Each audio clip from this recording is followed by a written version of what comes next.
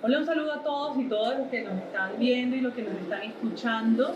Esta es la primera de una serie de tertulias que vamos a estar realizando un grupo de amigos de pensamiento diverso que nos hemos juntado a hablar de política y no de política electoral, sino realmente de todos los elementos que entrañan la política y vamos a enfocarnos en el departamento del Magdalena.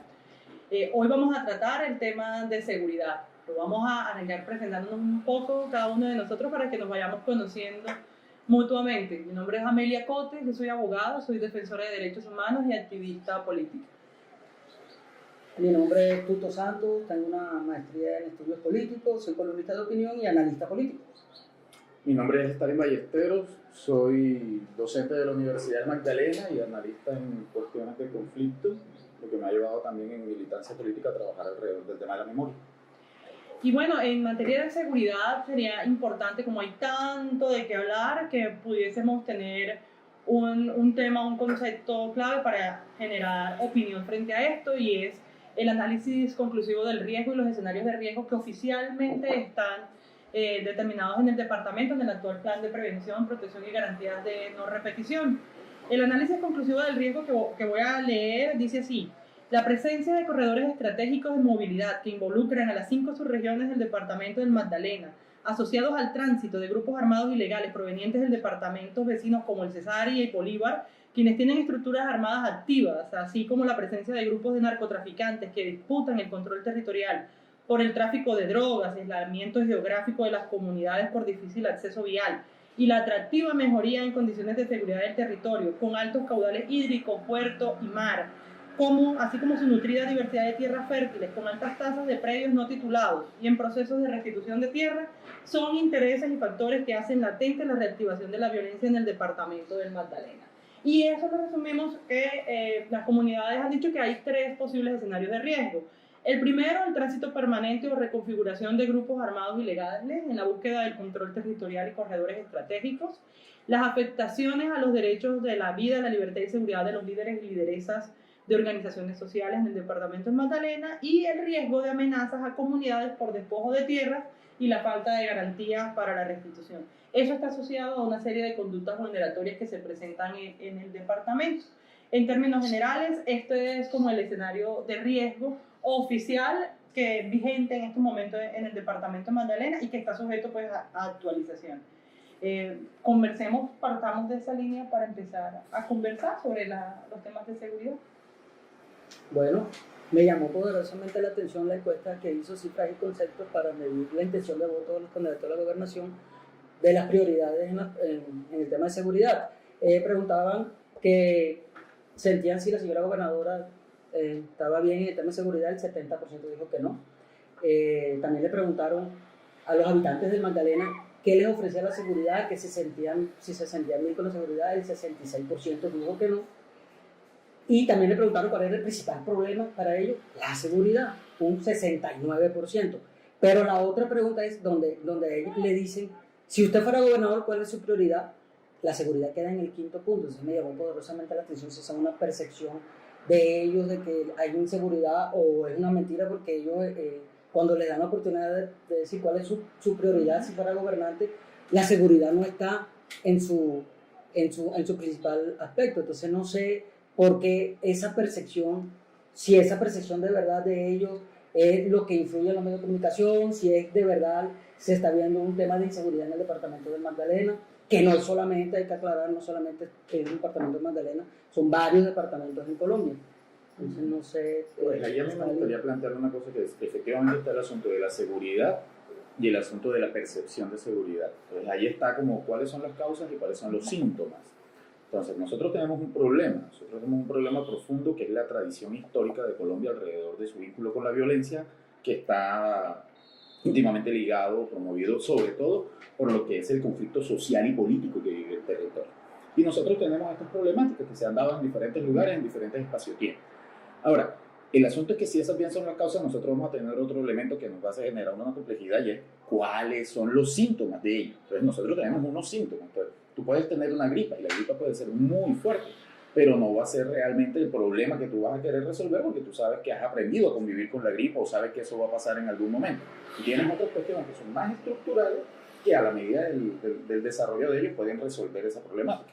Entonces, yo sí entiendo, o intento entender, que efectivamente digan, no, lo que más me está afectando a mí ahora es la seguridad, o sea, la problemática de seguridad, la sensación de seguridad es muy compleja, es muy fuerte, pero no es la prioridad en cuanto a la resolución de problemas que tenemos, porque la sensación de seguridad o este problema de seguridad efectivamente es lo que estamos sintiendo por problemas estructurales mucho más complejos. ¿Cuáles son esos problemas estructurales mucho más complejos? Que están relacionados con las raíces históricas de la problemática social y política del territorio, que está vinculado precisamente a lo que nosotros llamamos el conflicto social y político, que en algún momento fue armado y que ahora está en una reconfiguración hacia el postconflicto. Yo, de todas formas, frente a cifras de concepto, no voy a descalificar, obviamente, su capacidad técnica, pero desconozco la ficha técnica de esta encuesta. Y lo que sí conozco son otros estudios de observatorios de seguridad y convivencia que sí sea, y de derechos humanos, y lo que nos muestra sí es la diferencia entre lo que es la percepción de seguridad y los elementos objetivos de seguridad. Por ejemplo, a la persona le dice, ¿tú te sientes seguro en la ciudad? Y muchos dirán, no me siento seguro. Pero tú le preguntas, ¿tú has sido afectado en materia de seguridad? Es decir, ¿te han atracado? No. ¿Te han asesinado a alguien? No. Parece ser que esta persona de pronto no ha sido afectada en términos directos en materia de seguridad, pero su percepción sí puede ser desvirtuada o cambiada, por ejemplo, porque en su calle hay oscuridad, porque porque a un vecino lo atracaron, porque digamos que ese tema de la percepción de seguridad sí responde a unos criterios muy, muy, muy subjetivos. Los elementos de seguridad como tal a los que la política pública tiene que atender sí son unos criterios mucho más precisos que responden a unas mediciones y a unas estadísticas mucho más detalladas y un componente un poco más objetivo y técnico. Ahora, las dos hay que jugar con ambas, obviamente, porque las dos construyen política pública. Tanto la percepción, yo no puedo tener unos elementos objetivos de seguridad y que la gente se me siente insegura. También tengo que preguntarme por qué la gente se está sintiendo insegura a pesar de que yo le estoy garantizando todos estos elementos. Por ejemplo, en materia de seguridad sí hay que aclarar, desde el tiempo de 1998 a 2002 el departamento del Magdalena estuvo muy marcado por las afectaciones del conflicto armado, por las masacres, los desplazamientos y bueno, todas esas documentaciones que ya existen de manera objetiva. Pero el departamento del Magdalena sí tuvo una enorme mejoría y así lo ratifican todos los conceptos favorables de seguridad. El departamento del Magdalena ha sido declarado libre de minas, por ejemplo, ha sido certificado nacionalmente como libre de minas. Es más, el riesgo que tiene el departamento del Magdalena que se ha acrecentado para los municipios en términos de gestión pública es que se ha vuelto un receptor de población desplazada de departamentos vecinos y de lugares donde el conflicto armado se ha arraigado. Otra prueba de ello es que la cooperación internacional, que tanta presencia hacía antes en el departamento con las graves afectaciones, hoy día no ha priorizado al Magdalena porque considera que las condiciones de seguridad efectivamente mejoraron. Sí existen mejorías, pero la dinámica del conflicto y las condiciones sociopolíticas del país, porque esto es un tema nacional, esto no es un tema territorial, los territorios lo han adaptado y tienen que darle respuesta. Pero ha sido una política nacional, un tema nacional que me parece que no ha sido asumido como debe ser. Entonces, frente a eso, sí, para terminar, sí ha habido mejorías, pero en estos momentos estamos como en una etapa de boomerang, en las cuales obviamente el territorio tiene que estar alerta y empezar la prevención. Ahí que yo planteo también es que son diferentes espacio-tiempos. Uno quisiera a veces plantear que la problemática de la ciudad depende única y exclusivamente de la problemática de la ciudad, y es falso. O sea, hay unos espacio-tiempos en términos de Sousa que plantea que son lo local, lo nacional y lo global. Hay unas tendencias globales alrededor de unas tendencias polarizantes, como dicen ahora. A mí no me parece polarizante, sino al contrario, reafirmación de lugares de enunciación política. Entonces, hay una tendencia fuerte hacia la lógica de la seguridad policiva tipo Trump, ¿cierto? Que es la fuerza, en todo en términos hobbesianos de cómo debe ser el asunto del poder y cómo se garantiza la seguridad, ¿verdad? Y hay otra tendencia que es lo que llaman más progresista, que estaría más vinculado a procesos que históricamente se han reconocido como izquierda. Entre estas dos tendencias ha llevado también a que ha habido una transición, que nosotros teníamos supuestamente una perspectiva más progresista con el acuerdo de paz, y cuando llega el gobierno actual nacional, llega y plantea una un contraproceso. Pues. Va a haber proceso de paz porque no lo podemos echar para atrás, pero lo vamos a contener a punta de políticas policivas que van a llegar a desestimar el lugar de progresismo del proceso de paz para plantear entonces cuál es la problemática alrededor de que esto es un problema de seguridad policial. Y entonces nosotros tenemos problemas de seguridad en el territorio que están vinculados también a procesos de alcance global. Si nosotros vemos parte de la problemática de esto, y no quiero decir que el conflicto, esto quiero dejarlo claro, el conflicto colombiano, sus causas son sociales y políticas. El narcotráfico, en términos de economía política, es un dinamizador, un combustible de la expresión de violencia del conflicto. En otros lugares están los diamantes, la amapola, etc. Nosotros acá tenemos el narcotráfico. La Sierra Nevada en un momento fue producción y exportación. Ahora la Sierra Nevada no produce, solo guarda y exporta. Pero no solo exporta, como nos decían a nosotros de pelados, de que salían las lanchas rápidas desde el Parque Tayrona. La mayoría del narcotráfico sale por el puerto. En contaminación de contenedores y contaminación de buques. Yo voy más allá del tema de familia y eso, porque pues no quiero entrar a comparar desde el punto de vista del derecho internacional humanitario un grupo paramilitar con un grupo rebelde o de guerrilla, pero en términos de crisis humanitaria ambos han causado una afectación al territorio casi que igual. Entonces, es decir, cuando uno va al territorio, uno encuentra que se descalifica más a alguien que haya sido una persona vinculada a un grupo paramilitar que a una persona que ha sido guerrillero y que ha estado vinculado a muchos procesos, pero que contó con las bendiciones del derecho internacional humanitario de ser amnistiado, ¿sí? O hacer parte de algún acuerdo de paz que le permitió que le perdonaran, digamos, toda esa serie de delitos que a nosotros todo el tiempo en Colombia, y soy una defensora de la paz, creo que eso es necesario hacerlo, pero que de manera reiterada estamos perdonando afectaciones a los derechos humanos que cometen estos grupos. Y tanto como uno como otro han estado mandando acá en el departamento. Hay un asunto. Hay que también manejar el asunto de la proporcionalidad. O sea, y el asunto de la proporcionalidad, el mismo informe que se construye desde el Centro Nacional de Memoria va a decir que más del 70% de los asesinatos hacia civiles, de las vulneraciones de derechos humanos hacia civiles, fueron cometidos en alianza entre el Estado y los paramilitares. Entonces, no es precisamente... No, la mayoría de las violencias ejercidas son por fuerza pública más paramilitares, por encima del 70%. Ahora, yo no quiero decir que un asesinato ejercido por los paramilitares o un asesinato ejercido por guerrilleros, uno tiene una connotación moral diferente a la otra. No. Lo que estoy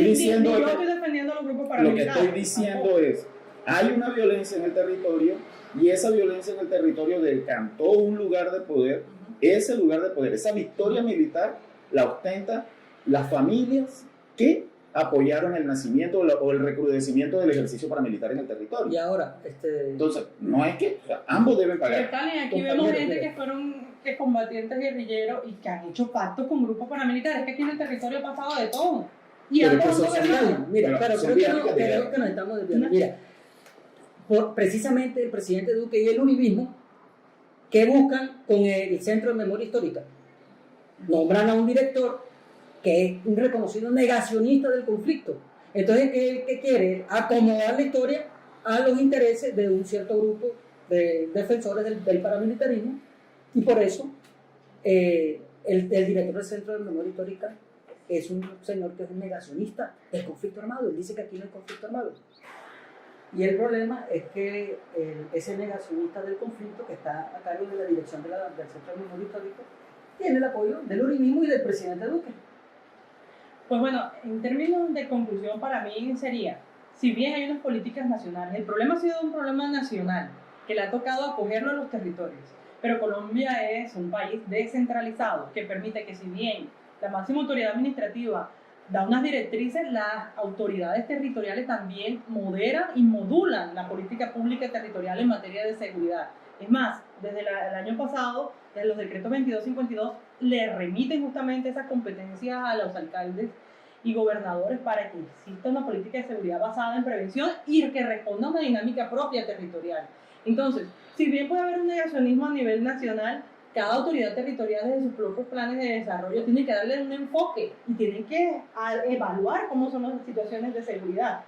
y es el propio territorio el que empieza también a dar directrices de qué se debe hacer para prevenir, para garantizar la seguridad y sobre todo para garantizar la no repetición de los hechos. El Magdalena tuvo una crisis, ha estado en mejoría, pero se encuentra en riesgo, pero ha previsto justamente esos riesgos y ahora se necesita, sí es cierto, el trabajo articulado y la corresponsabilidad municipio, distrito, departamento y nación para resolver los asuntos de seguridad. Sí, vale, pero yo sí en diferentes bemoles tengo como lugares de encuentro y otros de desencuentro. Si bien formalmente somos descentralizados, nosotros sabemos que hay una centralidad del poder muy fuerte, una centralización del poder muy fuerte que también ahí me identifico con lo que plantea Tuto. Hay una directriz nacional que los partidos y los partidos cercanos al gobierno y los grupos de poder cercanos al gobierno que se encuentran en gobiernos territoriales también van a fortalecer esa línea. Mi discusión al respecto es que nosotros estamos dando una discusión de seguridad en el territorio general, no nosotros, en el territorio general se está dando una discusión de seguridad que es sobre todo de carácter policivo cuando tenemos problemáticas sociales mucho más preocupantes que precisamente la gobernación plantea cuáles son los escenarios y dos de los escenarios están íntimamente relacionados con problemáticas sociales que se suponían podrían ser inferidos y que podrían ser soluciones existentes en el marco del proceso de paz. Entonces, si no hay soluciones estructurales en cuanto a lo económico, ¿cierto? En cuanto a lo ambiental, en cuanto a la problemática social y democrática, si nosotros no tenemos soluciones estructurales en ese mecanismo, difícilmente vamos a tener escenarios de seguridad reales. Porque es que nosotros tenemos problemáticas muy fuertes, que son las que han dinamizado y son las que han sido han hecho combustión en la expresión del conflicto. Sí. Entonces, si nosotros no hacemos una invitación, un llamado a la ciudadanía, a la sociedad civil, para que entienda que la discusión política no es solo el lugar electoral y que además no es una problemática que van a resolver los intereses electorales, sino que tiene que ser una presión, que independientemente del gobierno que sea, tiene que ser una presión de la sociedad civil para encontrar cuáles son las mejores vías para la confrontación de esta problemática. Sí, así. Con respecto a lo que dice Stanley sobre el Estado, sí, el Estado del centralismo es muy poderoso en Colombia. Por ejemplo, el único gobernador que le ha dicho al presidente Duque que no está de acuerdo con fumigar los sembrados de coca es Camilo Romero, el gobernador de Nariño. Los otros gobernadores están callados porque te meten empresarios en presupuesto, bajan inversiones. Entonces, el Estado sí es muy poderoso. Sí es poderoso, dirige la política, pero te doy un ejemplo del Magdalena. El departamento del Magdalena, aún sin que existiera el acuerdo de paz, y posterior a esto creó una oficina de paz del departamento. Y es a partir de los acuerdos de paz, moduló y creó y le dio funciones a una oficina de paz que no solamente era atención a víctimas, sino que ya era una oficina de paz, atención a víctimas, derechos humanos y post-conflicto, y que articula la implementación del plan marco de implementación de los acuerdos de paz, pese a que el gobierno nacional no ha hecho ningún tipo de pedagogía en eso, porque en eso sí te doy la razón, y sí les doy la razón. Las políticas se definen desde el nivel nacional, pero no hay una asistencia técnica adecuada a los territorios para la implementación. Así la gestión pública queda muy difícil. Y la comunidad sí está parece como que tiene el deseo de la paz, porque yo no creo que no haya ningún ciudadano que no desee la paz, yo creo que todos deseamos eso, pero no se canaliza de la manera adecuada. Entonces se empieza en una desarticulación de la sociedad civil, que es la comunidad organizada, que interpela al Estado, pero que lo interpela de una manera violenta puede ser, o también una agresividad por parte de la institucionalidad, estigmatizando de pronto a los líderes y lideresas sociales en el territorio. Yo creo que ahí es donde está el punto de quiebre que todavía nos falta por solucionar. Me preocupa el tema de seguridad de los líderes y lideresas sociales en el país, en el departamento del Magdalena, que fue foco también del paramilitarismo, en el tema de la restitución de tierras, esos compradores de buena fe que llama el uribismo a quienes compraron esas tierras, a los que fueron desplazados. Sí me preocupa ese tema del seguro, porque es que no hay un apoyo del gobierno central. Bueno, esa es una queja de todos los municipios. Por ahí en uno de mis archivos debe estar una carta que justamente firma la gobernadora con todos los alcaldes del departamento del Magdalena, donde le exigen al presidente, en ese momento el presidente Santos saliente, pero también le dicen al presidente en ese momento electo, el presidente Duque, diciéndole, es una política nacional, es una problemática nacional, pero cada vez que piden las leyes y decretos le mandan la carga de solución de esa política nacional es a los municipios. Los municipios del departamento, por ejemplo, en ingresos son categoría sexta, salvo el distrito de Santa Marta, que es categoría primera, es decir, que está muy bien en términos de ingresos. Entonces no puede ser que la problemática es nacional, pero el gobierno nacional se lava las manos, le manda la solución simplemente a los municipios, que son los primeros respondientes en la materia, no tienen cómo hacerlo, los alcaldes dicen estamos asfixiados, políticamente nos los cobran a nosotros, los departamentos, los gobernadores dicen también la desarticulación, entonces nos las achacan a nosotros, pero el gobierno nacional no gira recursos, y esto es con recursos. Los recursos, entonces, hay una carga tributaria impositiva muy grande hacia los ciudadanos, pero eso no se refleja en lo que uno esperaría. Si hay un acuerdo de paz, ¿dónde están los recursos también para mejorar la implementación? Yo los invito a los oyentes y a los televidentes a que busquen, por ejemplo, los indicadores del Plan Marco de Implementación del Acuerdo de Paz. Son muchísimos indicadores y yo pregunto, si hay un plan de desarrollo en los territorios, pero también está este plan, ¿cómo se va a articular esas dos políticas y cómo entra el gobierno nacional a hacer pedagogía de cómo para estos nuevos gobiernos que van a entrar para el próximo año, cómo empiezan a hacerse eso? Porque entonces la respuesta más fácil también es decir, no tenemos plata, pero hay que decir, bueno, sí, está bien, tiene que haber una retribución del gobierno nacional con los recursos para que esto también se desarrolle, pero también con lo poquito que tenemos, también cómo empezamos a maximizar esos recursos y a generar gestión. Porque es muy fácil también quedarse en los municipios y decir, si no tengo plata no resuelvo, cuando muchas de las cosas no son solamente con recursos económicos, es gestión y voluntad política de querer resolver. Ahí sí es donde yo digo es un llamado. Colombia es un país descentralizado, está clarísimo que hay una centralización que todavía muy fuerte, pero el llamado es que hay unas autoridades territoriales. La normatividad nacional, las leyes del municipio y la ley de distrito dice que el gobierno nacional no puede implementar programas en los territorios saltándose a las autoridades territoriales.